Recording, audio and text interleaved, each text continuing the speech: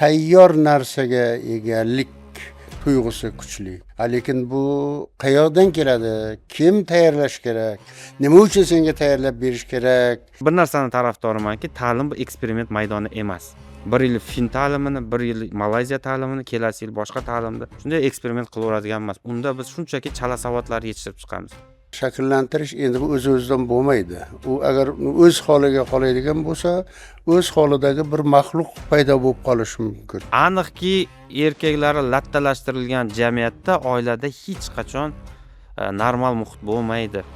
O'spirinlarda boqimandalik kayfiyati, hamma menga mas'ul, hamma mana shu imkoniyatni qilib berish kerak degan kayfiyat o'z-o'zidan paydo bo'lib qolmagan bo'lsa kerak. Milliy tarbiya va ta'limning tizimi yaratilmasa ekan, bu bizning barcha urinishlarimiz samara bermaydi.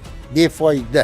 Kelasa yangi uni buzib o'tiladigan dastur chiqsa, yoshlar uni o'sha skach yuklab olib, u orqali kirish imkoniyati bo'ladigan bo'lsa, men o'sha dasturni ham o'rganib olishim kerak.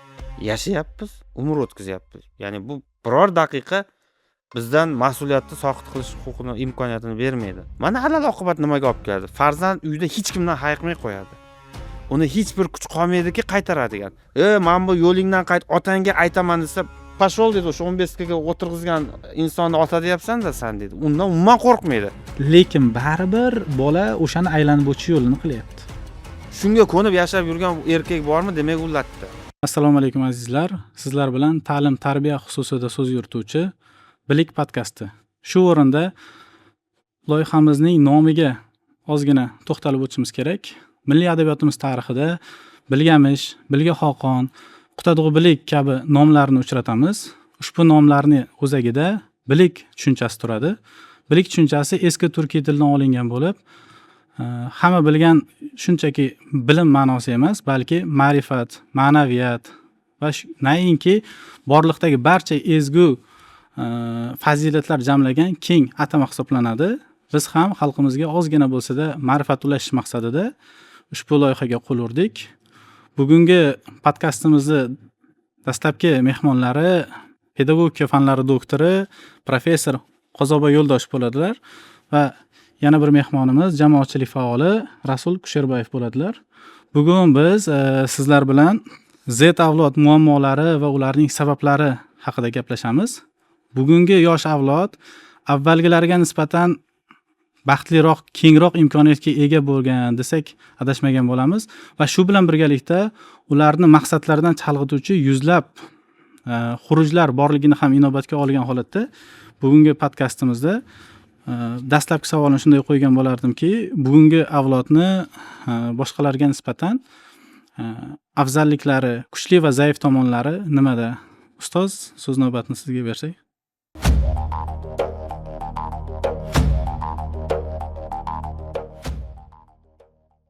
Loyihamiz hamkori Buxoro maktabi. Buxoro maktabi kelajak binosini biz bilan quring. Manzil Toshkent viloyati Olmaliq shahri. 93lik kodi bilan 787 60 06. Umumiy odamni o'ylantiradigan, keyin hamma ham fikr aytsa bo'laveradi, lekin bironta bir fikrni asl haqiqat, so'nggi haqiqat deb qabul qilish mumkin bo'lmagan bir savol desa to'g'riroq bo'ladi. Nimagaki butun bir avlod haqida fikrlashdan og'ir narsa yo'q. O'zingning bitta konkret odam haqida, deylik, men o'zimda shusi sen aytayotgan Z avlodga mansub meni ham bir 5-6 ta nevaram bor. O'sha axloqlarimning haqida ham bir konkret bir narsa, bunisi bunday bo'ladi, unisi bunday bo'ladi deb aytish qiyin. Lekin haqiqatan ham hamonki avlod bor ekan, hamonki qaysidir davrga mansub odamlarning guruhi bor ekan, demak o'shanga yarasha xususiyatlari ham bo'ladi. Endi bugungi odam hozir sen ko'zda tutgan Z avlod ko'proq iste'molchi avlod deymiz. Endi ularning qulayliklariga, ularning hayot tarziga, masalan bizning hayot tarzimiz, hatto Rasulboyning ham, sening ham hayot tarzingdan tubdan farq qiladi. Bular bizlar bolaligimizda, yoshligimizda o'ynaydigan narsalarni o'zimiz yasab o'ynaganmiz. Biz tayyor narsa deyarli olmaganmiz hech narsani. Qiz bolalar ham, o'g'il bolalar ham.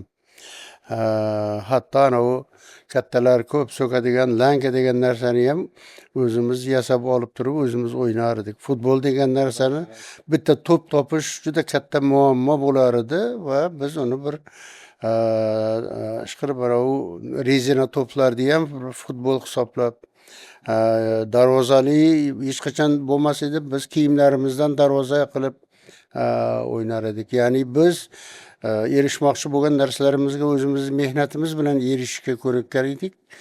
Bugun endi bizning bolalarimiz xilma-xil o'yinchoqlar o'ynagisi kelgan narsalarning hammasiga ega. Hammasiga ega bo'lyapti. Hammasiga ega bo'lmaslikni nihoyatda katta yo'qotish, juda katta baxtsizlik hisoblayapti va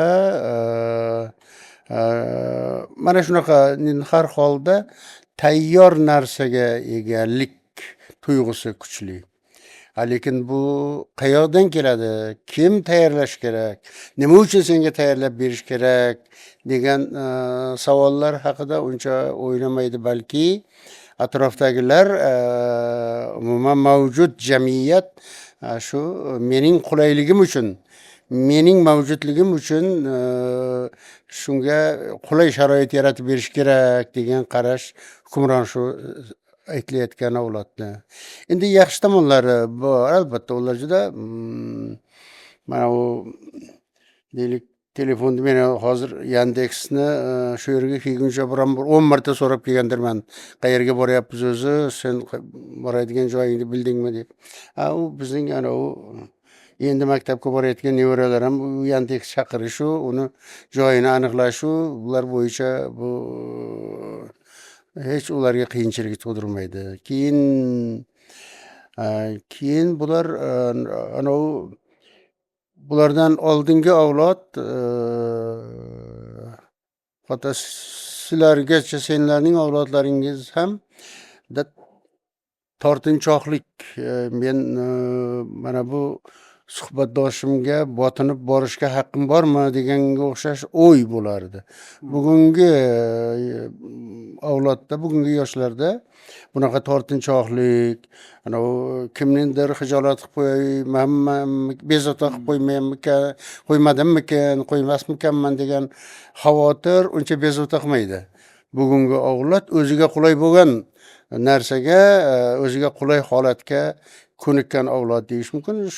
Bu endi albatta juda ko'p muammolarni o'z-o'zidan hal bo'lishiga olib keladi. Bu ularning o'sha kommunikabillik, tortinmaslik, o'zining manfaati yo'lida, masalan, bizning avlod faqat o'zimizga foydali bo'lgan narsalarni talab qilishga juda qattiq o'ylanganmiz, juda qattiq tortinganmiz. Bugungi avlod o'ziga manfaatli bo'lgan har bitta narsadan o'ziga manfaat chiqarishga, shu bosgan har bitta qadami o'ziga qaysidir jihati bilan bir foyda keltirishiga harakat qiladi va bu o'ylaymanki bizning o'zbekcha tortinchoqligimizdan ancha tuzukroq natija berar deb o'ylayman. Rahmat, Rasul aka. Qozoqboy aka juda chuqur har tomonlama tushuntirib berdi. U kishi endi baribir Qozoqboy akada bizdan ko'ra hayotiy tajriba, kuzatish ham ko'proq. Haqiqatdan biz ham shu oxirgi yillarga menimcha ilinganmiz. Qo'ldan o'zimiz narsa yasab, o'zimiz uchun komfort muhit yaratishga harakat qilganmiz va biz uni qo'limiz bilan qilganmiz. Va o'zimizni turmushimizni, atrofimizda kelajagimizni o'zimiz qo'limiz bilan yasashga harakat qilganmiz va bu to'g'ri ham bo'lgan va muhit ham shuni talab qilganki, o'zimiz qilishimizga. Ya'ni endi biz nima deydi, o'sha mustaqillikda dastlabki yillaridagi eng qiyin o'tish davridagi narsalar boshdan o'tkazganmiz va bugun ayrim narsalar haqida gapirsa, bu haqiqatdan ertakdek tuyuladi. Unga ishonishmaydi. Masalan, non uchun odamlar navbatga turganligimizni, ertadan kechgacha ba'zan bitta yarim buxanka non olib qolish uchun navbatga turganmiz deb aytadigan bo'lsa, unga ishonmaydi ko'p yoshlar, kulib turadi. Nahotki shunaqa bo'lgan, lekin bu bo'lgan, bu kecha bo'lgan edi holat. Faqat insonda shundayki, komfort sharoitga birdan ko'nikib qoladi. Keyin esdan chiqib qoladi o'tib ketgan o'sha voqealar. Umuman aytganda buni vaqti-vaqti bilan eslab turish ham kerak va xavotirga soladigani ham o'zi har bir avlodda bo'lgan-ku, o'sha avlodlar o'zidan keyingi avlodlarda qanaqadir kamchiliklar ko'pincha ko'radi, ularda qanaqadir dangasalikda nimalardadir ayblaydi deydi. Bu 2000 yil oldin ham bo'lgan ekan va hozir ham bor.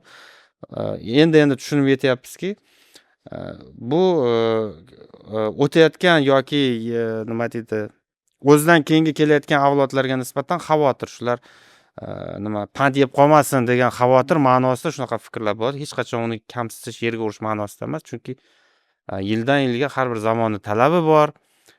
Kechagi talab bilan bugungi talab umuman boshqa narsa. Masalan, kechagi oddiy aytganda to'p talashib, koptok o'ynab yurgan darajadagi salohiyat bilan bugun yashab bo'lmaydi. Bugungi yoshlar bilan teng kelib bo'lmaydi. Bugungi zamonni talab bor va albatta ertaga zamonni ham o'zgarishi talablari bo'ladi va bugun biz tanqid qilayotgan yoki xavotir olayotgan avlodlarni ham tashvishga soladi boshqa keyingi ular ham avlodlar. xavotirlanadi.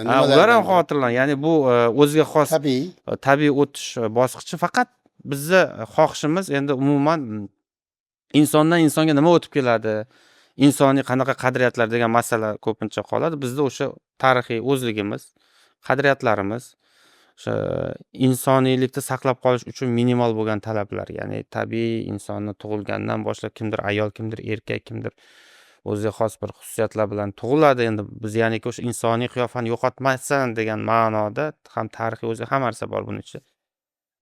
Qadriyatlar nuqtai nazaridan shuni yo'qotib qo'ymasin, shu o'tsin avloddan avlodga degan bosh xohishimiz bo'ladi. Menimcha bu har bir avlodni menimcha doim o'ylantirgan, bizni ham va keyingilarni ham o'ylantiradi deb o'ylayman.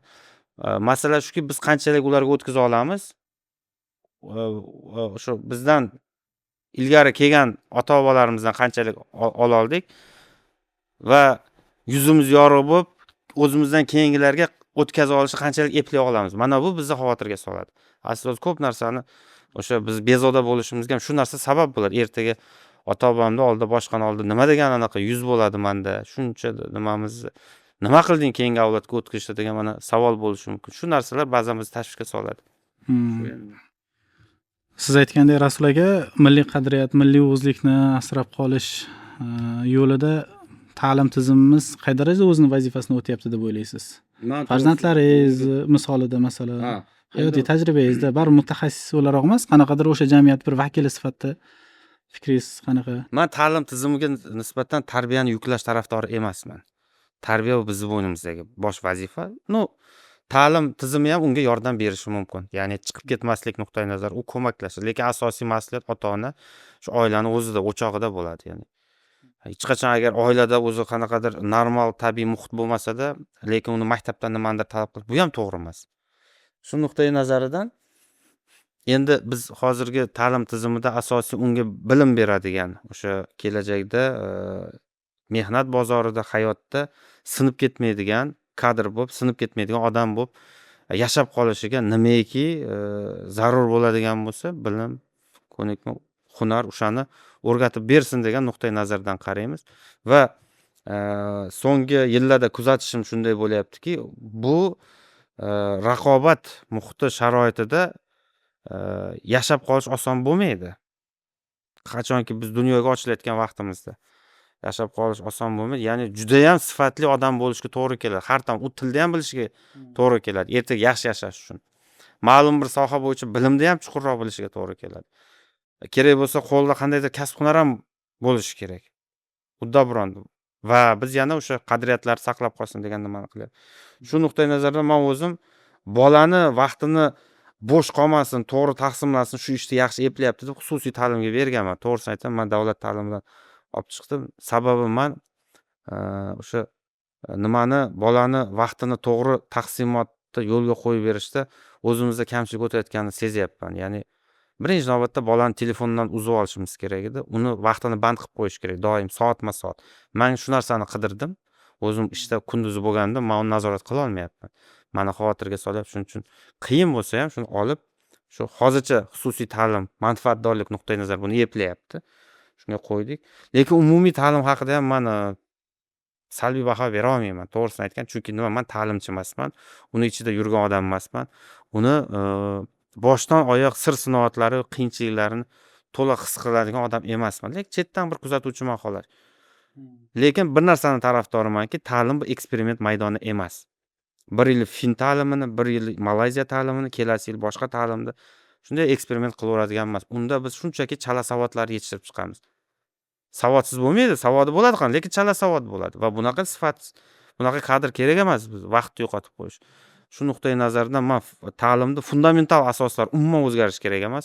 Siyosat qanday bo'ladi, iqtisodimiz qanday bo'ladi, kim hukumatga keladi-yu ketadi, farqi yo'q. Bu fundamental asos bor, o'zgartirma. Qolgan nimadir yangilik, interaktiv boshqaruv, ta'lim berish uslublarida balki nimadir yangiliklar bo'ladi. Lekin bizda eng o'sha xavotirga soladigan biz fundamental asoslarni ham o'zgartirib tashlayapmiz. Siyosatga qarab, qaysi rahbarga qo'pol aytganda paxta qo'yamiz, unisi ketdi, bunisi keldi, mashina qilib yotibmiz-da. Tarixda ham boshqacha ko'rsatishga harakat qiladi. Bu yaxshi emas. Shu siz nima deysiz? Milliy qadriyat, milliy o'zlikda ta'lim tizimi qay darajada rol o'ynayapti va hozirgi paytda o'sha ommaviy hasharlar, qanaqadir paxta hasharlaridan xoli bo'lgan ta'lim tizimimiz oldingiga nisbatan ancha siljidimi bu yo'lda? Nima deysiz? Yana masalaga sal boshqacharoq qarash kerak deb o'ylayman. Tarbiya degan narsa odamda shakllanishi kerak bo'lgan barcha ezgu sifatlarni o'zini ichiga oladi. Mana biz doim ta'lim, tarbiya deb ta'limni oldinda qo'yib gapiramiz. Aslida ta'lim ham shu tarbiyaning bitta unsuri xolos. Ya'ni jismoniy tarbiya, huquqiy tarbiya, tibbiy tarbiya, aqliy tarbiya deganday, o'sha ta'lim degan narsa aqliy tarbiya beradigan vosita. Bu ta'limdan murod nima? Ta'limdan murod boyagi hozir mana bu Rasulboy aytganday, shu o'zi yashayotgan muhitda o'zining o'rnini topib, o'zining hayotini yuqoriroq darajada, yaxshiroq va ham jamiyatga ham o'ziga foyda keltiradiganroq yo'sinda kechirish qo'lidan keladigan va o'zida odamiylik sifatlarini shakllantirish qo'lidan keladigan bir shaxsni shakllantirish degani. Shu ma'noda yaxshi gapirildi. Endi bizning jamiyatda, bizning qavmda shunaqa qarash shakllangan edi. Men bolani berdim, endi maktab tarbiyalasin, maktab ta'lim bersin deganga o'xshash. Bu endi johillikning namunasi, ya'ni o'zining farzandday bir ne'matni bir zamonlarda-ku bizning onalarimiz 10 talab tug'ib yotar edi va ularning har bittasi bilan juda individual shug'ullanishni o'ylashga ham imkonlari bo'lmas edi. Hayotning og'irligi ham, bola chaqaning ko'pligi ham o'shanday. Lekin endi mana bugungi kunda 21-asrda shu sen aytgan Z avlodni shakllantirish endi bu o'z-o'zidan bo'lmaydi. U agar o'z holiga qoladigan bo'lsa, o'z holidagi bir maxluq paydo bo'lib qolishi mumkin. Shuning uchun bunga jamiyat ham ayniqsa o'sha tarbiya bilan shug'ullanadigan, ta'lim bilan shug'ullanadigan muassasalar, tashkilotlar ham nihoyatda jiddiyat bilan, nihoyatda mas'uliyat bilan yondashishi kerak. Endi nima bu odamda mana endi boya Rasulboy yaxshi eslatdi. Bundan bir 2,5 ming yil oldin grek yunonlarning katta faylasufi, jamiyat mana shunday yosh avlod mana shunday ketayotgan bo'lsa, uzoqqa bormasdan qiyomat ro'y beradi. Bular kunini ham ko'rolmaydigan bir avlod yuzaga kelyapti. Bu bizning topganlarimiz hammasini barbod qiladi, yo'qotadi dedilar. Mana shunga ham mana 2,5 ming yildan oshib ketyapti va har holda odamzod orqaga ketayotgani yo'q. Lekin odamzoddagi odamiylik tuyg'usini boya men qayta bekorga aytmaydim. Mana bu iste'molchiga aylanib boryapti. Yaratuvchidan ko'ra iste'molchilik, yaratuvchilikni men nimadir qilishim kerak, men nimadir berishim kerak degan masala uncha qo'yilmaydida. Men olishim kerak, menga mana bu yaratilishi kerak, men mana bunga ega bo'lishim kerak degan yondashuv bugungi avlodda hukmron bo'lib boryapti va demak aslida odamzod o'zi paydo bo'lishi bilan kimgadir burchli. Demak ota bilan onaga burchli. Yashayotganida demak yonidagi odamlarga burchli. Demak sen shulardan olib, shularning ta'sirida nimagaki erishgan bo'lsang, ertaga sen ham ana shunday ezgu jihatlarni qaytarishing kerak kimlargadir.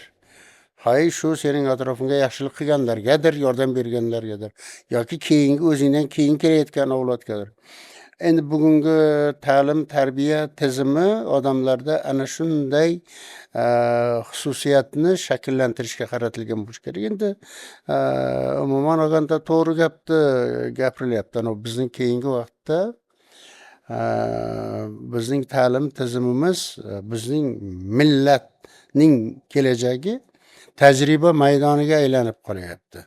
Bironta bir katta qaysidir bir mamlakatga borib, qaysidir bir narsani chala-chulpa ko'rib keladi, bo'ldi endi bizni endi ta'lim tizimimizni ana shu yo'lga solishimiz kerak. Ana u yerda Xitoyda mana bunday ekan. Bittasi Finlandiyaga boradimikin, ko'radida, bunaqa bo'lish kerak ekan. Bo'ldi endi ertadan boshlab o'sha fincha usulni qo'llashimiz kerak ekan. Yana bittasi Yaponiyaga borib keladi va hokazo. Endi aslida o'zi odamzod garchi fikran kosmopolit bo'lsa ham, lekin odamzod hamisha muayyan bir millatga, etnosga mansub bo'lib tug'iladi.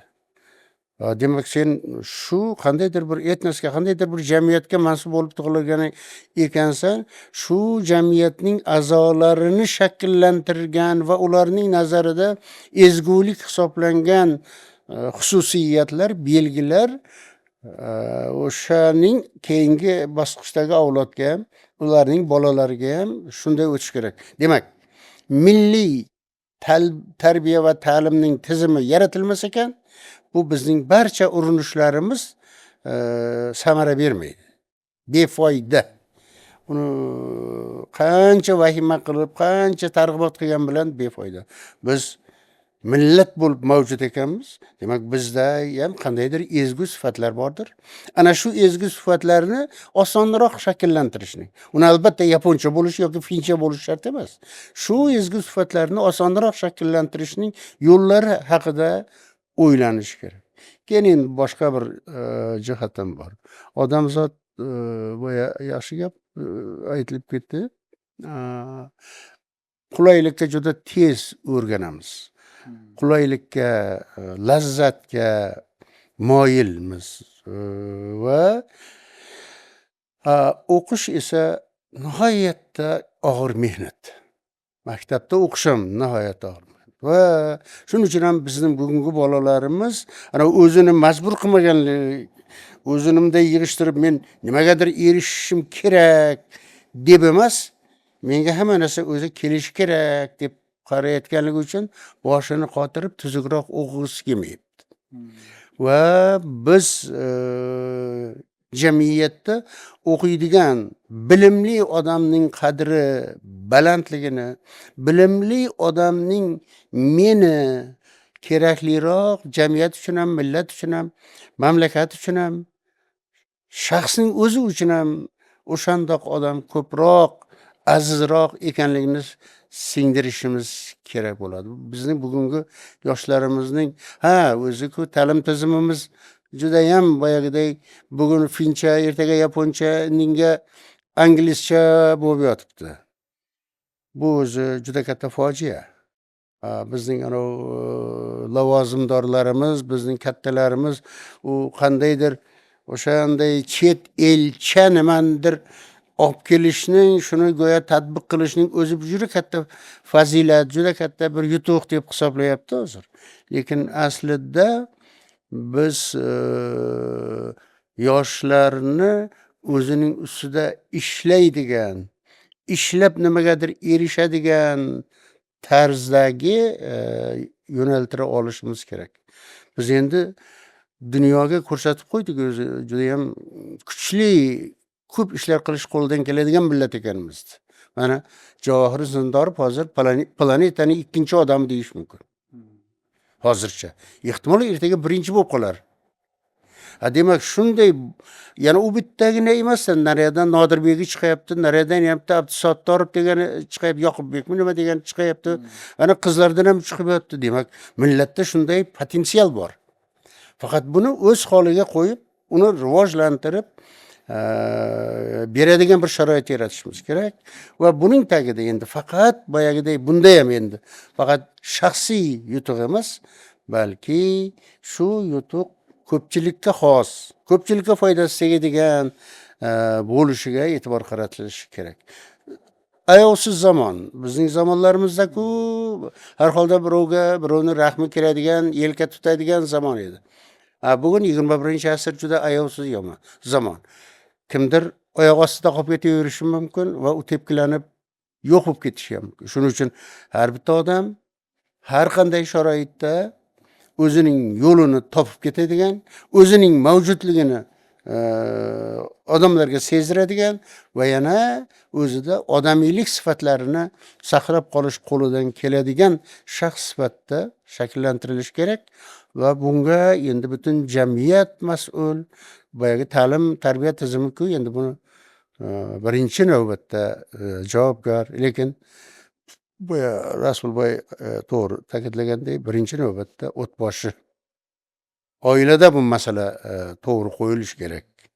Oilada biz bolalarimizga, keyingi avlodimizga namuna bo'ladigan, ular intilsa, marra qilib belgilasa bo'ladigan tutumlarga ega bo'lishimiz kerak.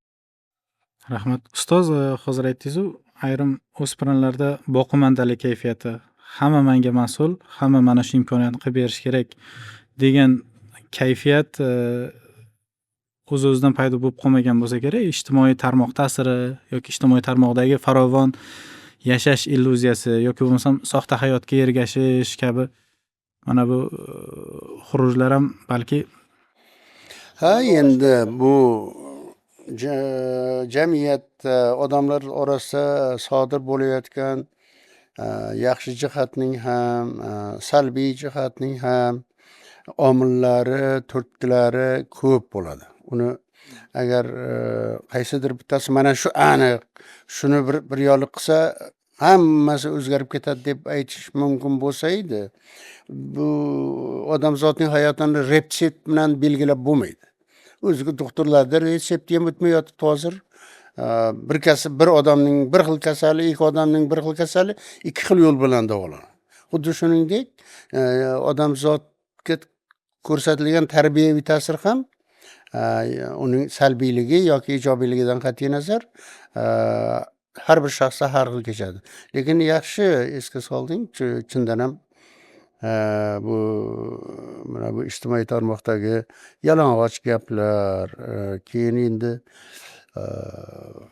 tafakkur tarzining tayini yo'q, bir chuchmal, chala savod odamlarning bir farovon hayotga erishganligi haqidagi o'zlarini reklama qilib tutgan, o'zlarini namoyish qilib tutayotgan tutumlari albatta yosh odamlarga boshqacha ta'sir qilishi turgan gap.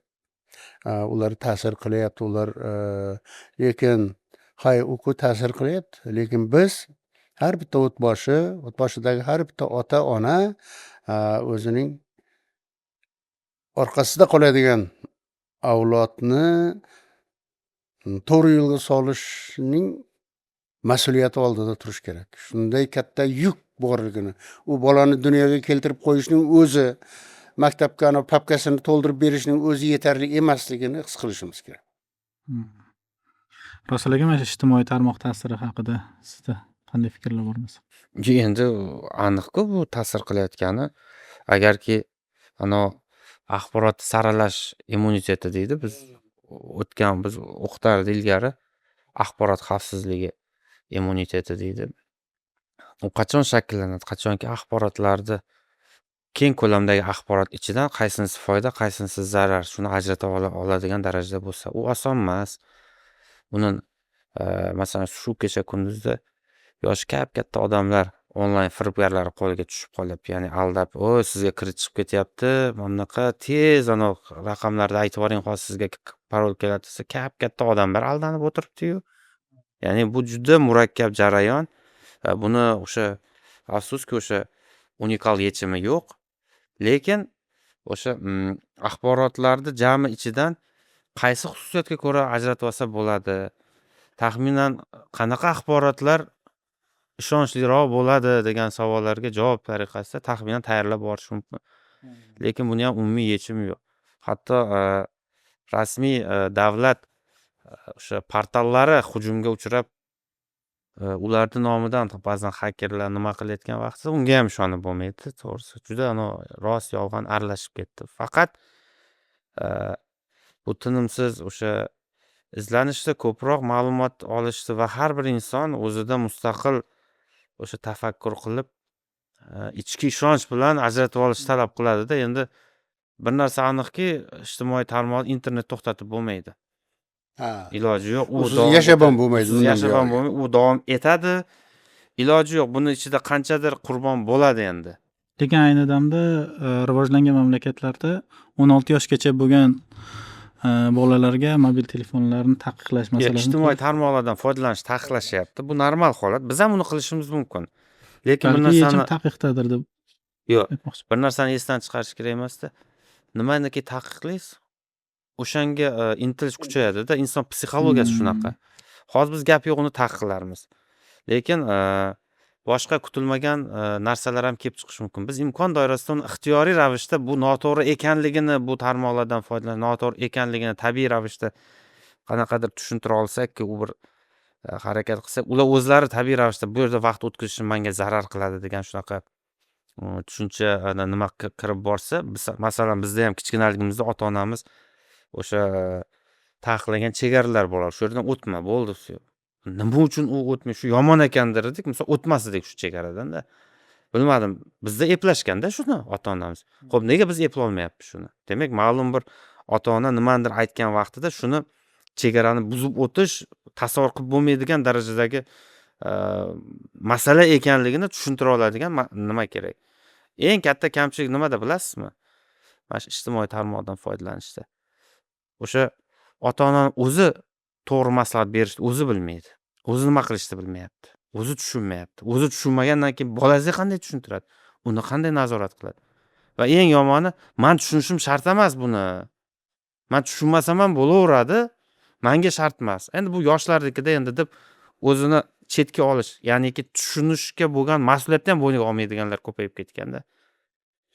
U farzandingiz qo'lida foydalanayotgan o'sha vositani qayerdan kirib qanday chiqadi, nima qiladi? Siz shuni tushunmadingizmi? Demak, bo'ldi, siz u farzandingiz boy berdingiz hisob u.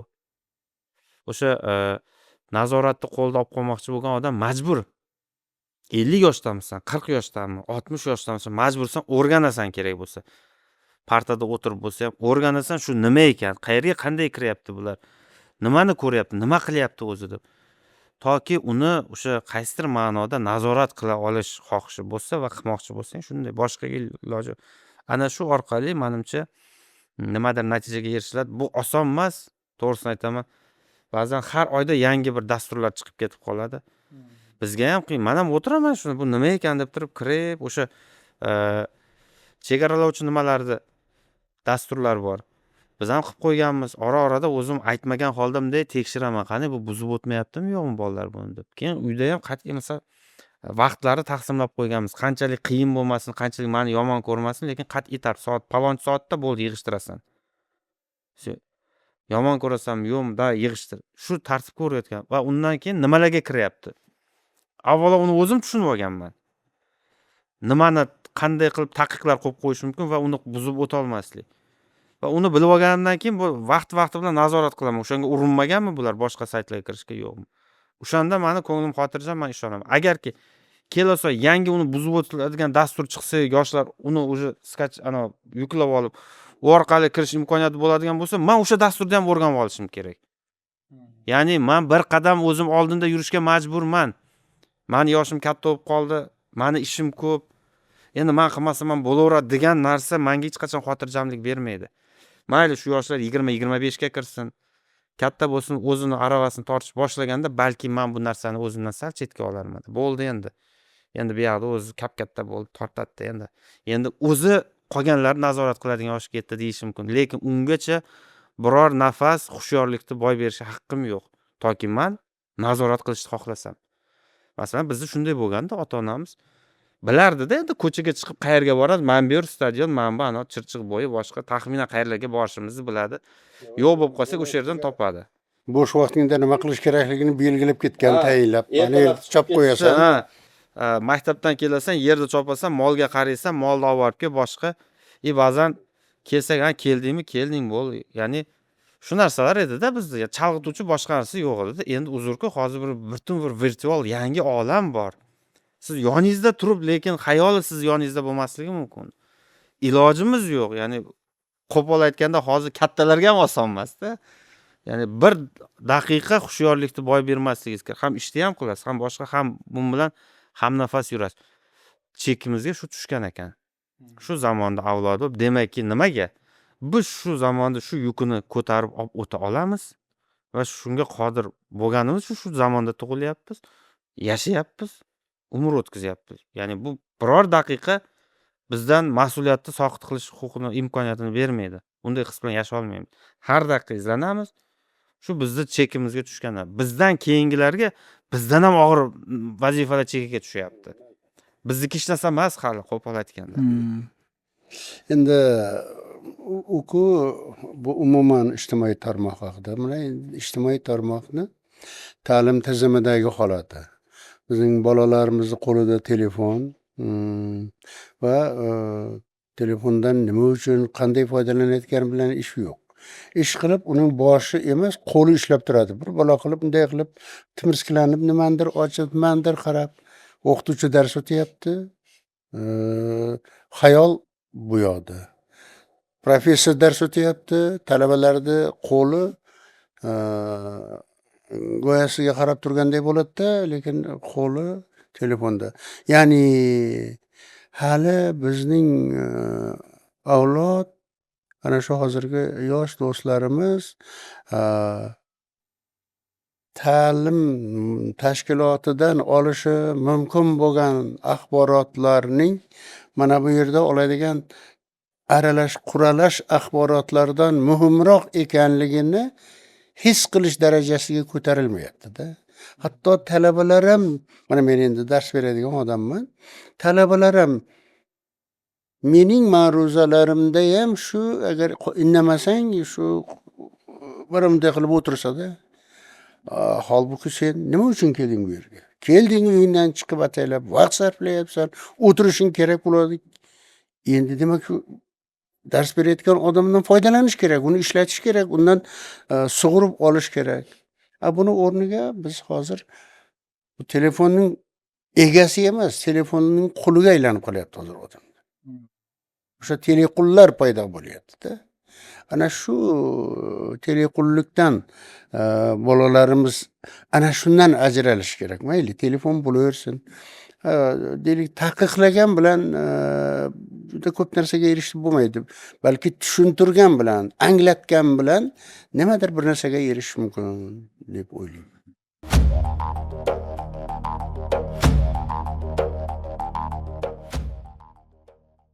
Loyihamiz hamkori Buxoro maktabi. Buxoro maktabi kelajak binosini biz bilan quring. Manzil Toshkent viloyati Olmaliq shahri. 93lik kodi bilan 787 60 06. Biroz oldin men Rasul aka bildirib o'tgan fikrlarda, masalan, biz ham ijtimoiy tarmoqni yaxshiroq bilishimiz kerak, faqat nazorat bilan, taqiq bilan yechim bo'lmaydi dedilar. Lekin bunga qarshi yaqinda amerikalik olim Jonatan Haidt degan jamiyatshunos olim bor ekan. Behalovat avlod degan asari o'zbek tiliga tarjima qilindi. Shu bilan tanishib chiqqanimda, bizdagi tendensiya Amerika, Britaniya, ingliz zabon mamlakatlarida 10-15 yil oldin sodir bo'lib bo'ldi-da. Biz o'sha tendensiyaga endi kelyapmiz. Ya'ni bolani ota-ona haqiqatdan ziyoli, ijtimoiy tarmoqni juda ham yaxshi tushunadi va ma'lum bir cheklovlar va nazorat ostida ushlashga harakat qilgan, lekin baribir bola o'shani aylanib o'tish yo'lini qilyapti. Aylanib o'tyapti. Ya'ni olim shunday vaj ko'rsatadiki,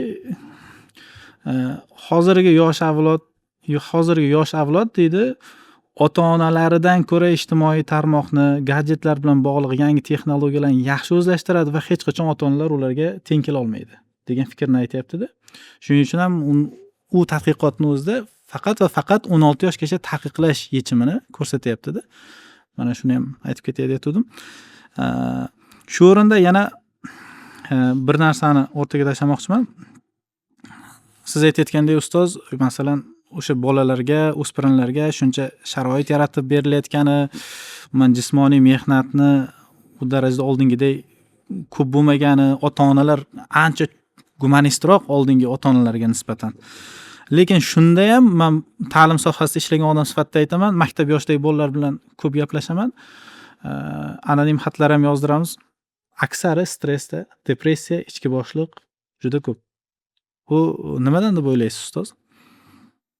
Lekin haqiqatan agar moddiy imkoniyatlar, yaratilayotgan sharoitlar bilan solishtirganda 90-yilgi yosh o'spirinlardan ko'ra baxtliroqdir. Lekin shunday bo'lsa ham unda stressga moyillik ko'proq.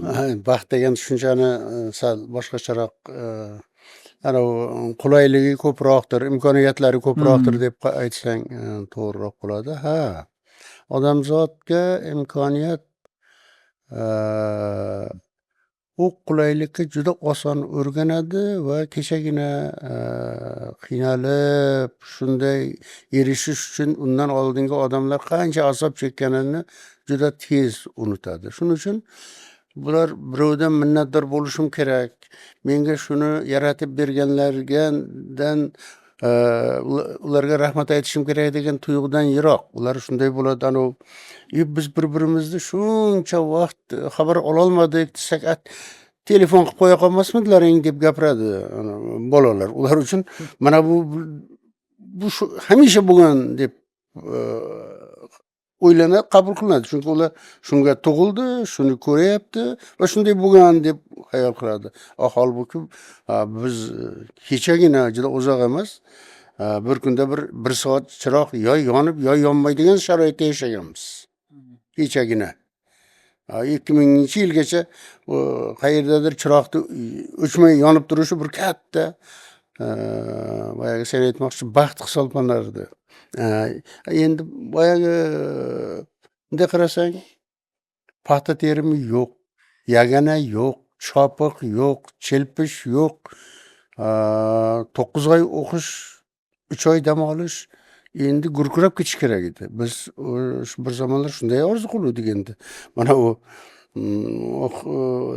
majburiy mehnatni yo'q qilishi bilan intellektual o'sish juda tezlashib ketadi, o'quvchilarimizning bilimi juda oshib ketadi deb. Aksincha bo'layotir. Boyagiday iste'molga o'rgangan, istagining o'zidan yuzaga kelishiga ko'nikkan avlod orzusining yoki o'yining qayerdadir bir ozgina tormozlanish, ozgina uzilish bo'lib qolsa, buni qabul qila olmaydi. Kecha chopiqqa chopib yurganda shu chopiqdan bir kungina dam olgan ham ancha odamni ko'ngliga taskin berardi. Bugun endi chopiqni xayoliga ham keltirmaydi, paxta terimda xayoliga ham keltirmaydi, lekin mana uning bu 15-chi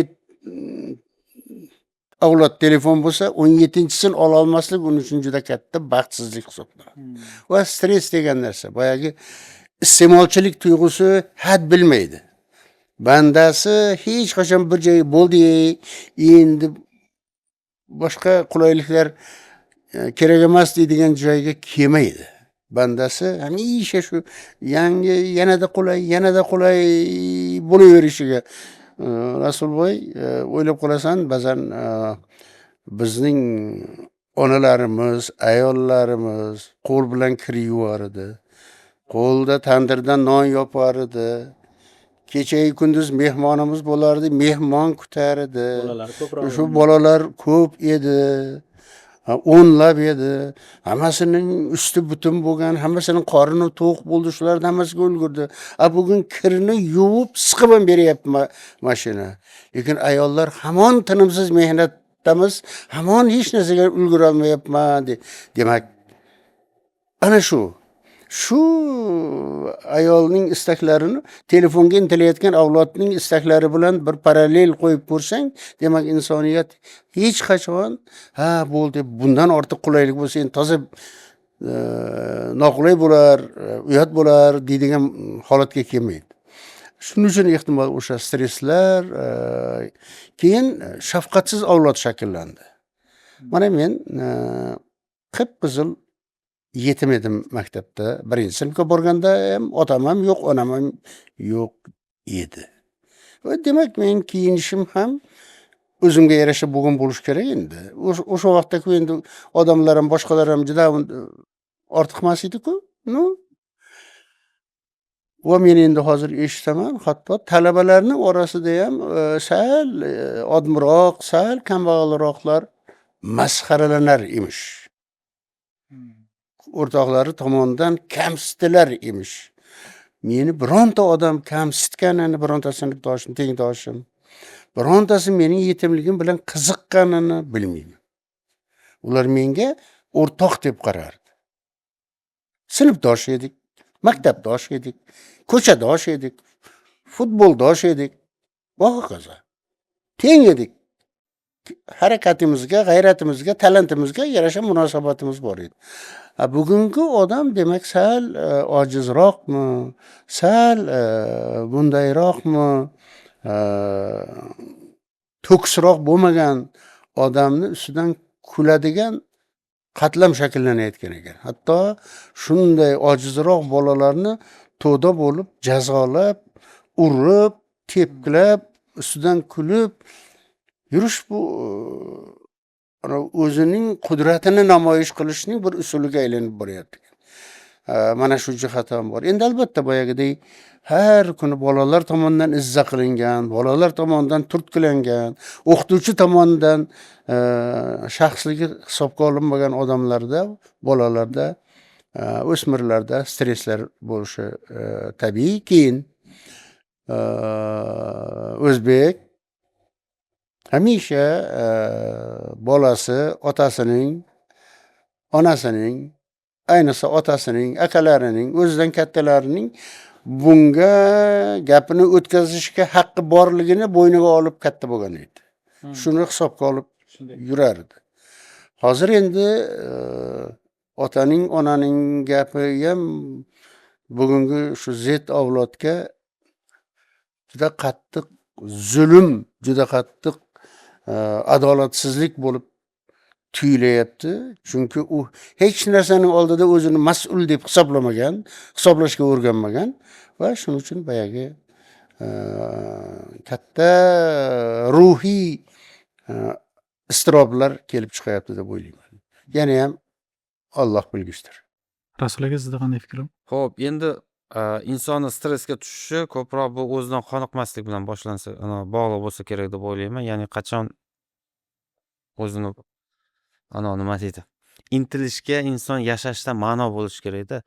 Ya'ni o'sha ma'no yo'qolib qolgan vaqtda inson stressda bo'ladi, joni ham qiziq bo'lmay qoladi va hokazo. Endi o'smirlik, yoshlik davrida nima uni yashashga undayda, olg'a intilishga, g'ayrat qilishga doim. Unga bir yoqilg'i kerak-da, doimiy har kuni yo ma'lum bir vaqtda u yangi maqsadlar, marralarga intilib yashash uchun.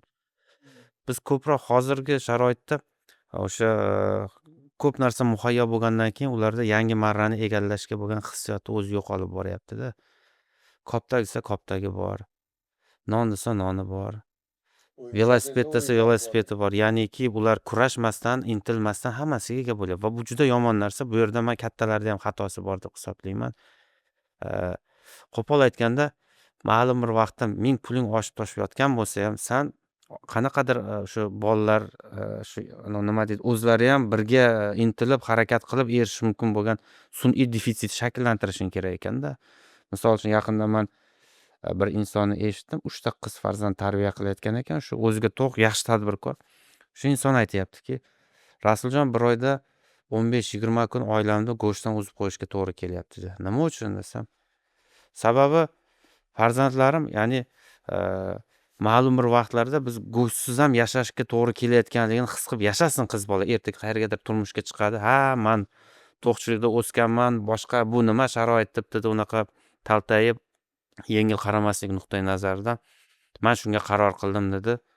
Xotinga ham to'g'ri tushuntirganman, lekin u oshib toshib yotibdi kerak bo'lsa boylik. Sun'iy defitsit keltirib chiqaryapman. Boshqa usuli qolmayapti dedi. Men uni normal qabul qildim. Boshda o'yladim-da.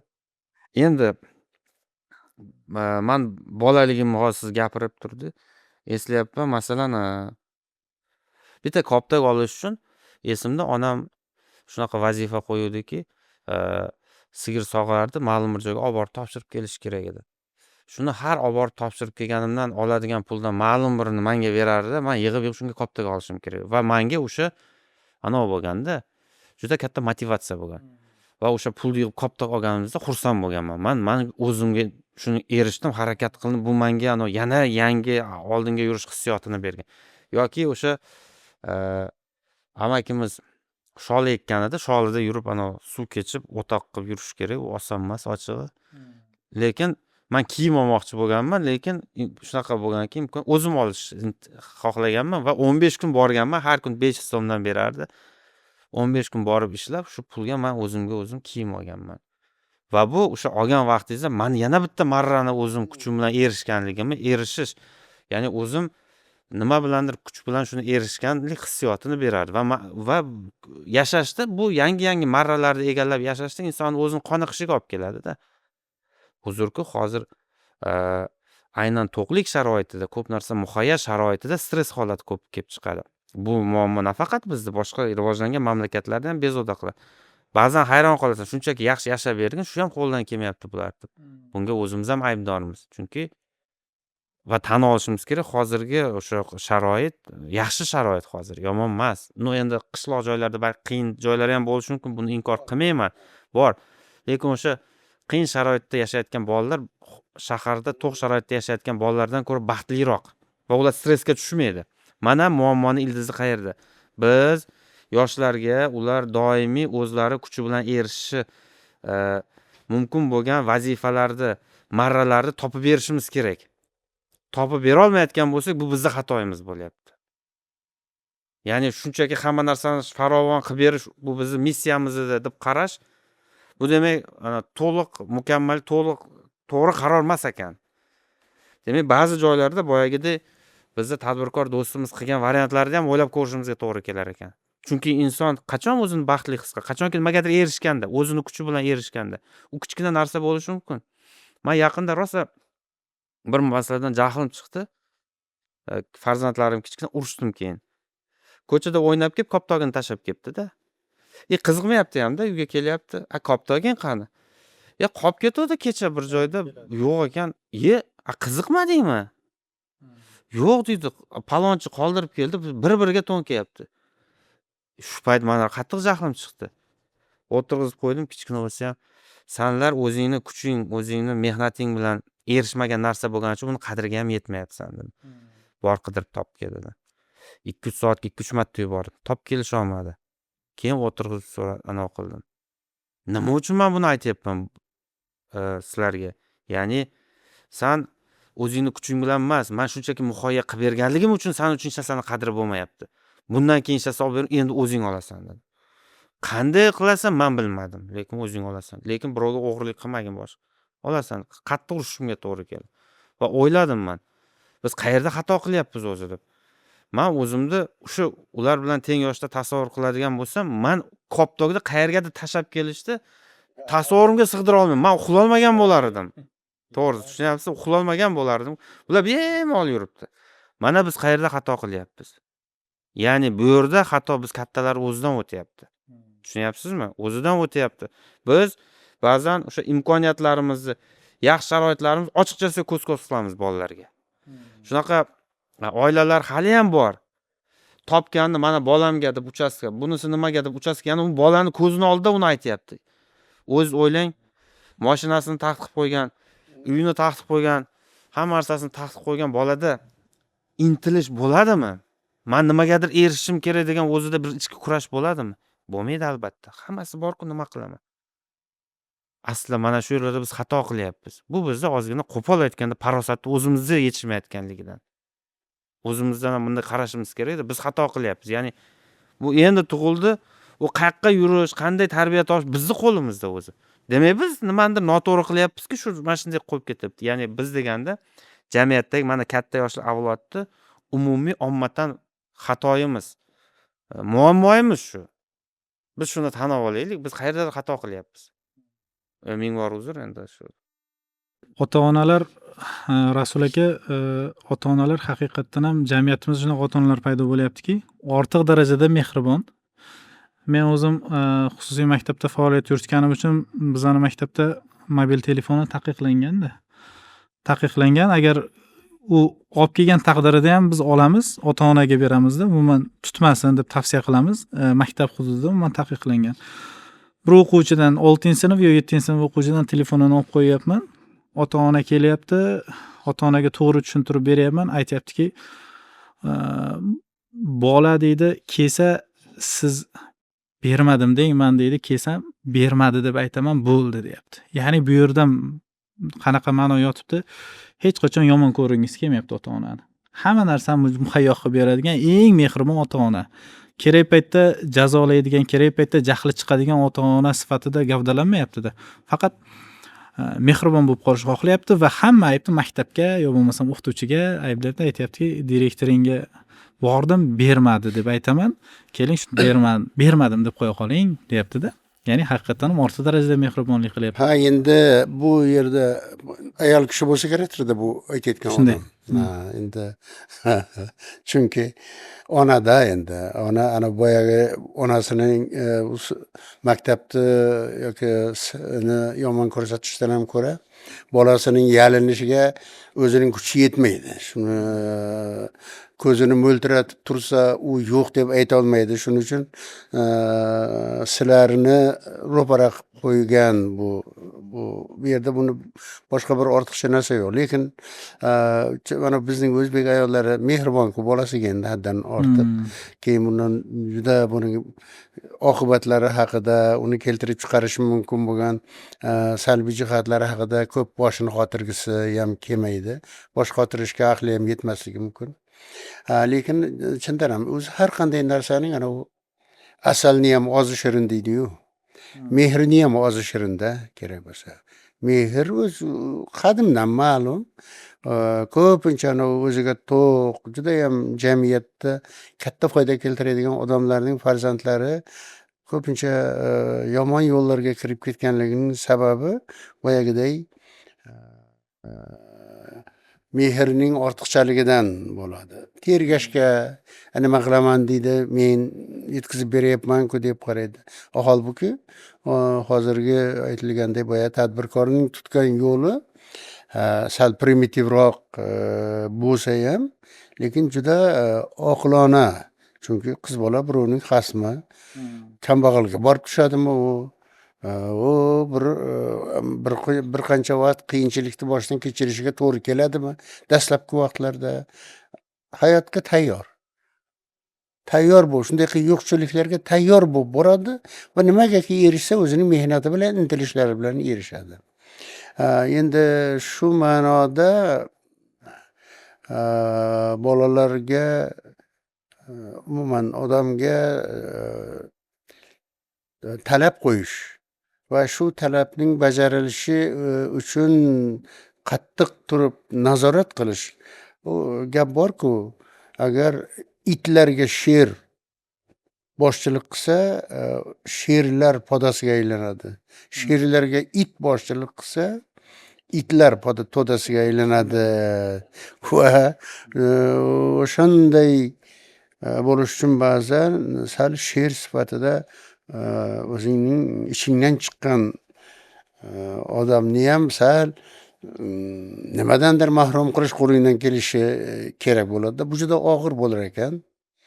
Endi men bir bobo sifatida pedagog va mutaxassisdan tashqari bir bobo sifatida ham yo'q deyish boyagi onaning holatini tasavvur qilish mumkin. Lekin yo'q deyishga o'rganishimiz kerak. Qo'lidan hamma narsa kelayotgan. Mana qarang, ana bolalar 10-sinfda o'qiydigan bola Melisani bosib ketdimi? 10-sinfmidi shu bola? O'ldirib qo'ydi. U bitta bo'lmadi, undan boshqa ham bo'lyapti shunaqa. Men o'zim ham ba'zan ko'rib qolaman, bir mashinadan ko'rinmaydi, mashina yurib ketyapti. Qanday yurib ketyapti ekan desang, bir bolacha o'tirgan bo'ladi. Demak, anerdan yergacha haydashni o'rgangan va ota-onasi demak o'shanga shunga ham imkon berib qo'yganda. Endi buni bu endi mehribonchilikni ham sal farosat bilan qilish kerak shekilli-da. Bu tomonlari ham bor. Endi mavzuni haqiqatan hozir otalarga buradigan bo'lsak, aksar bolalar bilan anonim xatlar orqali ruhiyatini bilishga intilamizda. Oila, ba'zi qizlar, ba'zi o'g'il bolalar, ayniqsa yuqori sinfda 8-9-sinflarda ko'p kuzatilyapti. Oila dadalar bilan gaplashmaydi bolalar. Unga faqat cho'ntak sifatida qaraydi. Ya'ni qanaqa pul kerak bo'lsa, moddiy kamchiligi bo'lsa murojaat qiladi, boshqa payt yo'q. Ustoz, shu oilada shu otani ham haybati bo'lishi uchun, o'ziga yarasha siyosati bo'lishi uchun qanaqa yo'llar tutish kerak, masalan, hozirgi masalan otalar? Endi bizning o'zbek oilasida bolalarning otasi bilan gaplashishi o'zi azaldan, qadimdan sal chegaralanib turadi. Otaga, mana o'zlaring ham otaga borib ko'ngildagini aytib yoki hatto biron narsa oldirmoqchi bo'lsa ham otaga aytilmaydi. Avval ona orqali, ona keyin ishlov beradi otasiga va shu bosqich iyerarxiya bilan amalga oshadigan narsa. Endi keyin haqiqatan ham o'zbekning oilasida tarbiya bilan faqat ayolni zimmasida qolgan. Endi maktabda ishlasang, ana ota-onalar maylisida aslida onalar maylisi bo'lib qoladi. Hech ota-onalar kelmaydi, ota kelmaydi, unaqol onalar keladi. Chunki biz endi u maylisga borgandan ko'ra choyxonaga borishimiz muhimroqdir. Bir joyda o'tirib osh yeyish muhimroq qaraladi bu. Lekin endi bitta yaxshi narsa bo'lgan bizning milliy tarbiyamizda, bilmayman, bu barcha turkiy millatlarga xos bo'lsa kerak. Ana u kamchiliging bo'lsa otang bilmasin. Otang bilsa unday bo'ladi. Otang bilib qolsa hammamizni o'ldiradi. Otangga aytib beraman orqali tarbiyalar edi oldinlari ayollar.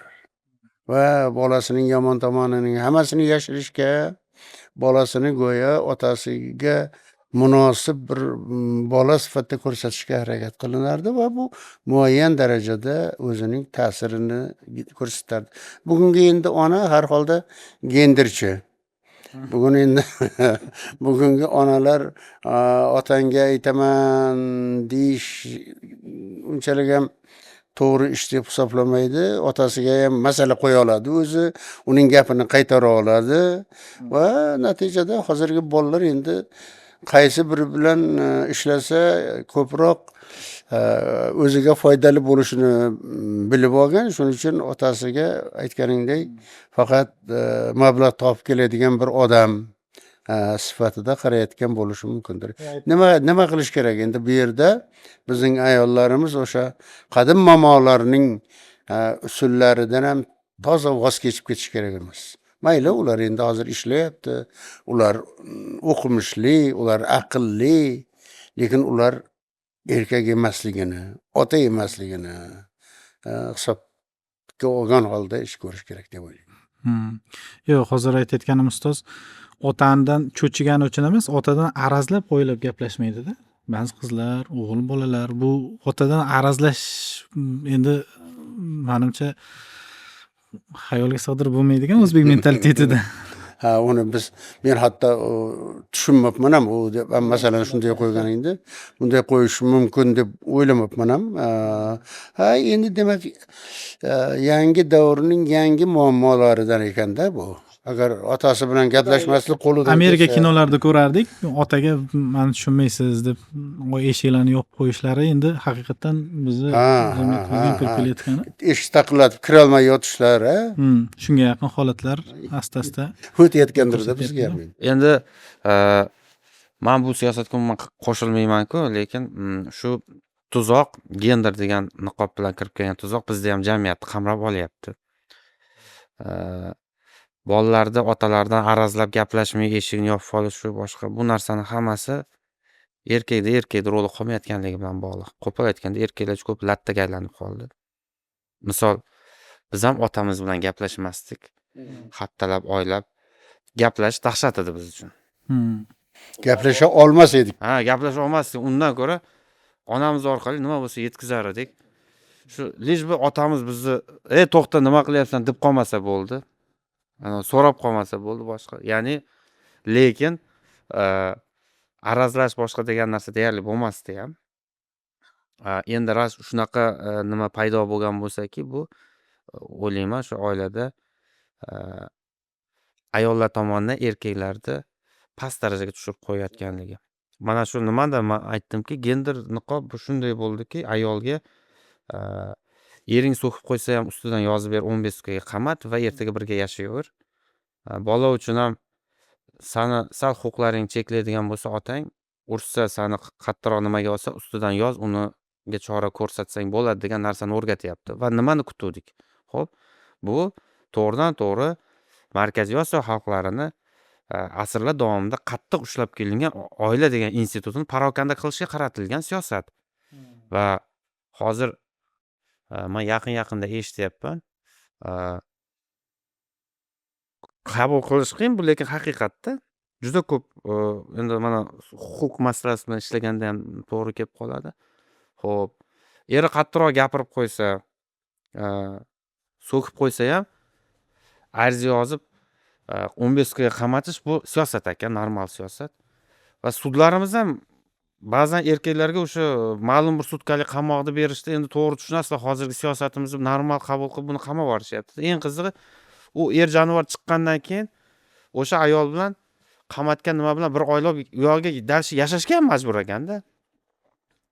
Bu siyosat bu darajasida hozir juda ko'p ketyapti. Istagan tuman shaharingizni oling, qancha ming erkaklar o'sha qamoqda 15 sutkalikni o'tab yashashyapti. Turtlab qo'ygani uchun mayli endi haddan tashqari urib qo'ygan bo'lsa unga e'tiroz yo'q, lekin ana shunday oilada o'sayotgan bolani tasavvurida otasini 15 kunga qamatib yuborgan ayol, ertasi otasi chiqib yana shu oilada yashayotgan ayol, erkak, u qanday erkak bo'lib gavdalanadi otasi? Misol uchun bizda ham biz kichkinaligimizda ko'rganmiz, tortishuvlar bo'lib qolardi uyda, oilada.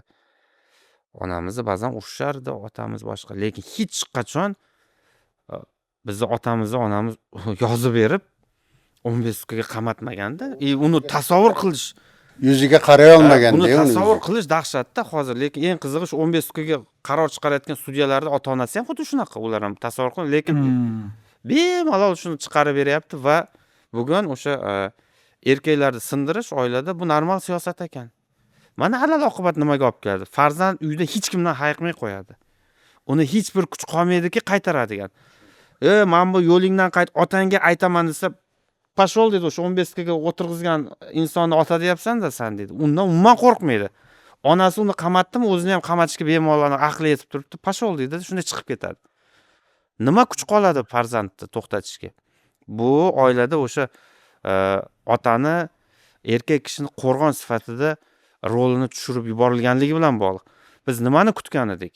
Xo'p, shunaqa sharoitda erkaklar yana oilada bosh ustun bo'lib qoladi deb o'ylaganmidik? Yo'q, qolmaydi. Bo'ldi, oilada balans buziladi. Farzand farzandligini qilmaydi.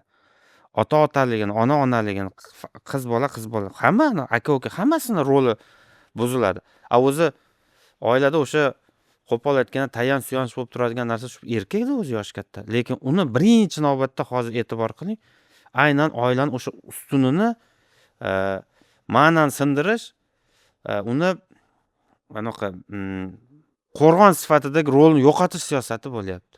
Nimani kutgan edik? Tabiiy ravishda farzandlar hech narsadan qayiqmaydi, ular stress bilan yashaydi va hokazo. Va shu narsalar kelib chiqadi va alal oqibat o'sha chetdan gender niqobi bilan o'sha siyosat qilib aynan shu narsalar uchun pul tikkanlar maqsadiga erishyapti. Qonunlarimizni nima qilib tashladik? E'tibor qiling, men juda asabim buziladi. Qaysiki o'sha oilada janjal boshqa orqali 15 sutkagami yo 1 sutkagami xullas sud javobgarligiga tortilgan erkak bo'lsa-ki, bo'ldi, u oila emas. Unaqa ayol bilan bir kun ham yashab bo'lmaydi. Shunga ko'nib yashab yurgan erkak bormi? Demak, u latta. U erkakning oilada o'rni ham yo'q. U erkak farzandlari uchun farzand ota emas o'sha hayotda. U shunchaki boyaga aytganingizdek pul topuvchi bitta ham molday xolos. Bo'ldi, u otalik rolini yo'qotib bo'ldi. Shuning uchun o'ylash kerak. Agar haqiqatdan oilada ota-otalik, ona-onalik rolida qolishni istaydigan bo'lsa, hadeb erkaklarda gender siyosat ekan deb qamoqqa tiqaverish to'xtatish kerak. O'sha 15 sutkali hozir qamoqxonalarga borsangiz, asosan mana shunaqa sababdan tiqilib yotibdi. Normal qarayapti hammasi. Hozir qarindoshlarimizni orasida tiqilib yotibdi. U kelin erini qamatgan, normal yana yashab yuribdi. Yana u bilan normal yashab yuraverish kerak ekanda. Bunisi buni qilgan, bunisi buni qilgan. Hech birimizda hozir chetlab o'tmadi bu. Hozir mana qarindoshimiz orasida tiqilib yotibdi bunaqalar. Ertaga o'zimizni oilamizda ham bo'ladi bu narsa. Aniqki, erkaklari lattalashtirilgan jamiyatda oilada hech qachon normal muhit bo'lmaydi. Faqat parokandalik bo'ladi. Qariyalar uyga ketadi, ota-onalar qarigandan keyin nimaga? Chunki oilaviy qadriyat bo'ldi. Endi farzand u ota-onasi qarigandan keyin uni oldida men buni boqish, birga yashash kerak degan qadriyatlarni unutadi. Normal holat. Dunyoning o'sha gender niqobi bilan yashagan istalgan mamlakatini oling, xuddi shu siyosat bo'lgan. Yaponiyaga borasizmi? Yaponlarda ham shu. Biz O'zbekistonliklarga havas qiladi ularni, chol kampirlar. Dedi, bir vaqtlar biz ham ota-onalar bilan bolalar birga yashardik dedi. Gender niqobi bo'ldi, erkaklar pishdi. Qo'pol aytganda, lattaga aylantirildi. Shu bolalar ota-onasini qariyalarga olib boryapti. Normal holat, butun jamiyat uni normal qabul qilyapti. Turkiyaga boring. Endi ular boshqa din deylik, mana o'zimizni dindoshlarimiz bo'lgan Turkiyada. U yerda ham shu ahvol ketyapti. Ota-ona qarigandan keyin bolalar qaramoqchi emas, bitta posidelka O'zbekistonda bu yerdan borgan bittasini yanka qilib o'tirg'izib qo'yapti. Ota-onasiga qaraydi, bolalar bu yoqda alohida yashayapti. Xo'p, buni qariyalar uyidan nima farqi bor? Bu yerda ham bo'lgan asosiy zarba shu. Ayolga "hey" desang bo'ldi, qamalasan, sindiriladi. Ya'ni erkaklar sindirish siyosati olib borildi. Mana alal oqibat nimaga olib keldi? Biz bugun konkret tanlov oldida turibmiz-da. Men erkak kishi bo'lganligim uchun faqatgina shunday fikrlayotganim yo'q. Istalgan o'sha nimadan so'rang, normal ayol kishi bo'lgan o'sha fan doktori bormi? Yosh katta nimadan insondan so'raysizmi? So'rang. Sani o'sgan muhitingda otangning roli qanaqa edi deb so'rangchi bitta. Otamizning roli shunaqa edi. Yoki hozir mana erkaklar so'kib qo'yganligi uchun 10-15 sutkaga qamayotgan, ustini yozib berayotgan ayoldan birov so'rang, sani o'zi ota-bobong qanday yashagan edi deb so'rab ko'ringchi. Xo'p, o'zingga kelganda nimaga bu balansni buzyapsan? Bu siyosat deb tupurdim bunaqa siyosat, agar shu siyosat bo'lsa. Men o'sha oilada har kim o'zini o'rnida qolishini xohlayman. Hozir mana shu gender degan narsa bu shunchaki tuzoq. Mamlakatda tiqilib yotibdi ijtimoiy muammolar. O'sha ijtimoiy muammolar uchun grant uchun pul so'rang, xalqaro tashkilotlar bermaydi. Lekin mana bu gender uchun so'rang. Muammosiz. Qancha kerak beradi? Tub mohiyatini bilyapsizmi? O'zi shu qoldi o'zi bizda. O'rta Osiyo xalqlari shu oila degan institut qolganda suyanib turgan, o'shani ham parchalab tashlashyapti hozir. Buni yakuni shundaki, bular son jihatdan kamaysin, tug'ilish ko'paymasin, bu xalqlar kamaysin va halol oqibat yo'q bo'lsin. Buni resursini boshqa xalqlar olish kerak. Mana bosh siyosat. Lekin buni ko'pchilik anglamayapti. Shuning uchun uzr, mana shu masalalarda sal nimam asabim buzilib ketadi, to'g'risi. Chunki ko'rib turib, bilib turib qanaqa tuzoq bilan bizni lo'q qilib olib borayotganligini ko'rganim sar biz siyosatchilarimiz, rahbarlarimiz qanaqa quloqiga lag'mon ilib aslida nima oqibatga olib boradigan ish qilayotganligini ko'rib chidolmayman-da shunchaki. Buni hozir bir asoratlarni, belgilarini bitta-bittasini sanayapsiz siz. Men siz bilan kafolat beramanki, 5 yildan keyin bundan battar ahvol bo'ladi. Bundan battar ahvol. Bolalar otalarini urishni boshlaydi, onalarini urishni boshlaydi. Biz shuni muhokama qilishni boshlaymiz hozir. Hozir arazlagan bir ikkita holatda aytyapsiz va u ham normal holatga aylanadi. Bu o'sha balansni buzilayotganligidan. Bu o'sha katta missiya bilan kirib kelib, bizni parokanda qilishga harakat qilayotgan kuchlarni yaxshi muvaffaqiyat qozonayotgani bilan bog'liq. Biz shunchaki xulayapmiz. Bir narsa desa, sen anaqa nimaga qarshi odam ekansan, boshqa yo'q. Biz taraqqiyot tarafdormiz. Lekin bizga qadriyatlarimizni buzishga harakat qilma. Bir vaqtda o'zida. Bizni o'ziga xos, uzoq yillar, asrlardan beri o'tib kelayotgan qadriyatlarimiz bor. Biz o'zimizni bizga avlodga kelganda shu zanjirni uzib qo'yilishini xohlamaymiz. Bizdan keyin ham o'tish kerak bu zanjir. Shunday. Katta rahmat, juda zo'r fikrlar bo'ldi. Qadrli tomoshabinlar, Bilik podkastining birinchi soni yakuniga yetdi. Mana shu podkastimizda ko'tarilgan masalalar, muammolar, sabablar, yechimlar kimgadir nafi tegadigan bo'lsa, biz maqsadimizga erishgan bo'lamiz. Keyingi dasturlarda ko'rishguncha. Rahmat. Salomat bo'ling.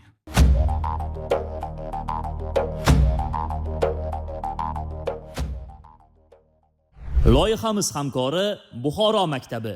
Buxoro maktabi kelajak binosini biz bilan quring. Manzil Toshkent viloyati Olmaliq shahri. 93lik kodi bilan 787 60 06